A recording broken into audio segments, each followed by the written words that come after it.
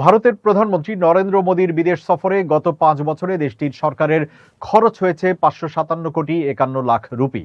২০২১ সাল থেকে ২০২৬ সালের মে পর্যন্ত মোদীর বিদেশ সফর বাবদ এই অর্থ ব্যয় হয়েছে বলে জানিয়েছে ভারতের পররাষ্ট্র মন্ত্রণালয়। ৬ আগস্ট রাজ্যসভায় এক প্রশ্নের লিখিত জবাবে পররাষ্ট্র মন্ত্রণালয়ের পক্ষ থেকে এসব তথ্য জানানো হয়। আম আদমি পার্টির সংসদ সদস্য সঞ্জয় সিং এবং সিপিআইএম সংসদ সদস্য ডক্টর ভি সিভাদাসানের প্রশ্নের জবাবে পররাষ্ট্র প্রতিমন্ত্রী পবিত্র মার্ঘেরিটা এই হিসাব তুলে ধরেন।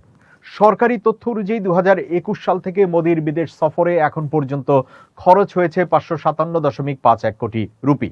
তবে এই হিসাব চূড়ান্ত নয়। ২০২৬ সালের কয়েকটি বহুপাক্ষিক সফরের কিছু বিল এখনো পরিশোধ করা হয়নি। এর মধ্যে ২০২৬ সালের জুনে ফ্রান্স সফরের চূড়ান্ত হিসাবও প্রক্রিয়াধীন রয়েছে। ফলে মোট ব্যয়ের পরিমাণ আরও বাড়তে পারে। বছর ভিত্তিক হিসাবে সবচেয়ে বেশি খরচ হয়েছে ২০২৫ সালে। ওই বছর মোদীর বিদেশ সফরে ব্যয় হয়েছে ১৮৭.৮৩ কোটি রুপি।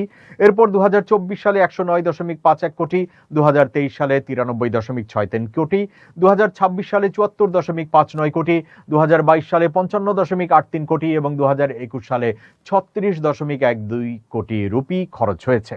এদিকে একই সময় এপ্রিল ২০২১ থেকে ডিসেম্বর ২০২৫ পর্যন্ত ভারতে ৩৮১.৮ বিলিয়ন মার্কিন ডলার বা প্রায় ৩৩ লাখ কোটি রুপির বৈদেশিক প্রত্যক্ষ বিনিয়োগ এসেছে বলে জানিয়েছে সরকার।